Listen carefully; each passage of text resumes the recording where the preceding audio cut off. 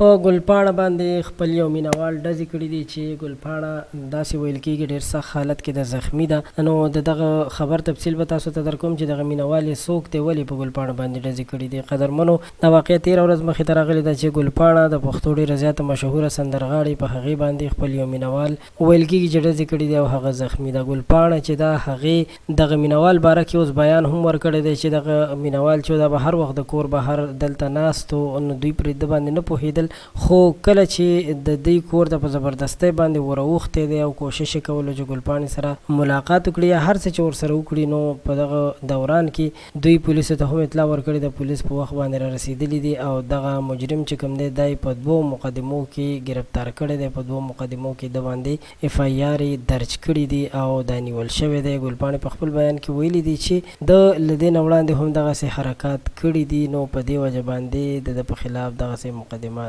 درج شوله.